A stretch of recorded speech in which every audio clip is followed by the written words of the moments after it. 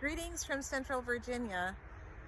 It is now about the beginning of June and I am going to plant some pumpkins for the first time in my garden. Now I have grown pumpkins before, but not necessarily on purpose because sometimes they come up from my compost.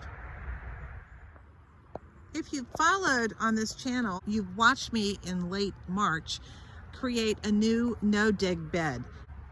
That was the one in which I laid the compost directly on the earth, then made a barrier of newspaper, and then put hay over top of it.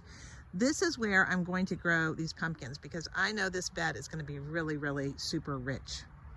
And pumpkins need a lot of nutrition. I know these pumpkins are going to ramble all over the place, so I've got to be prepared for them to go all through this area, really pretty much anywhere they want to go. Pumpkins are kind of like that, you know, they do their own thing and they go where they want to go. I think there's a song about that, go where you want. But I figure if they go around these fruit trees and out here, it's fine. It'll just provide additional shade for some of the crops. But I'm going to be growing some things up, and so they won't be in the way of the vines, including some tomatoes and some flowers, if I can get some of the snake beans going as well. By the time these pumpkins are rolling, this potato bed will be out. I'm not sure what's going in there next. Maybe another pumpkin. I also know that I'm taking a huge risk because this area of my garden is outside of my fenced area. I might well put up some protective barriers around the plants as they get going so they can hopefully be not eaten by deer and by the lovely groundhogs that we have. Yeah, I got a groundhog that lives right up there. This bed will also have some flowers growing. I've started those earlier, so hopefully they will grow up before the pumpkin grows out. Today I'm planting two different varieties. The first is called Seminole, and I think that is supposed to be a good choice, it says on the packet, for hot and humid areas.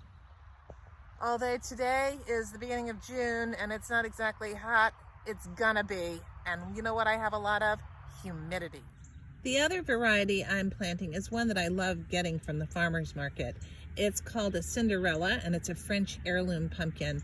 As I recall, these get pretty big. They get to be, 12 to 24 inches across. So the Seminole takes 95 days to mature, and the Cinderella pumpkin says it takes 110 days. So that's about 4 months of growing. It's the beginning of June. It'll probably be good 10 days before these get germinated and up and going. And so that'll be meaning it'll be ready by mid-October, which is exactly when I want them. They're big seeds. All right, so to plant this, it's fairly straightforward. I'm going to make a little bird's nest into the soil and through the straw, through the hay.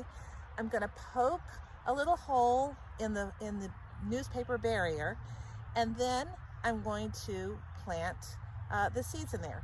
I'm going to plant it into a little bit of potting soil mixed with my native soil, and I am also going to add some of my nice homemade compost, even though there's compost in here already. So let's get started.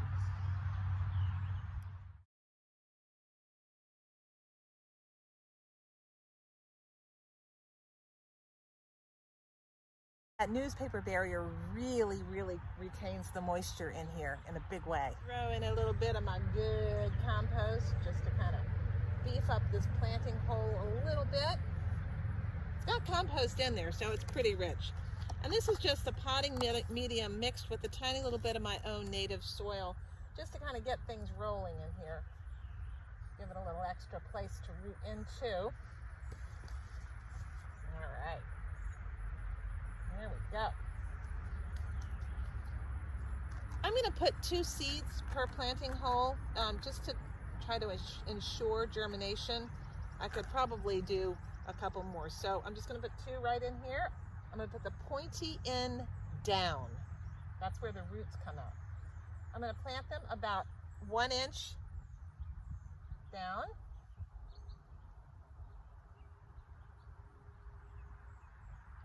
Cover them up.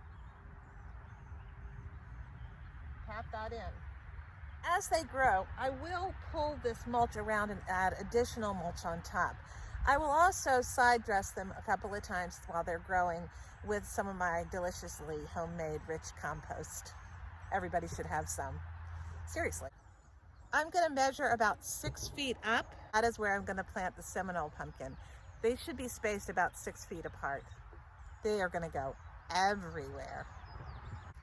All right, so I'm just going to repeat the process. I have this marked 6 feet away. I'm going to make a little nest for my planting space. I'm going to poke through the newspaper barrier. I'm putting in a scoop of my delicious compost, homemade and rich. Oh, it smells good. I'm serious. Homemade compost, when it's all done, it smells, it's got almost like a sweet smell to it. In goes the scoop of potting mix mixed with my native soil. Nice big hefty scoop of that. All right, that's all in. All right, got my 2 nice looking seeds right here. Just repeat the process, about 1 inch down, pop it in. 1 inch down, pointy side down, pop it in, cover it up. I think these will probably germinate in between 5 and 10 days.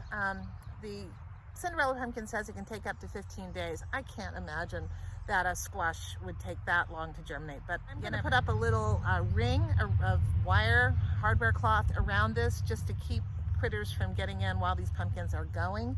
And hopefully they're gonna start growing and they will add a great bit of interest to this area, I do believe. Hey, keep checking back with my channel. I'll give you frequent updates on the various things that I'm planting, including these pumpkins. Maybe it'll work, maybe it won't. It's a long time between now and 110 days. Out in this wild and woolly place, there are many, many, many, many critters that would love to come and eat my pumpkins, I'm sure. But that's the wild adventure for me in gardening. Thanks for watching today. Happy gardening. Bye.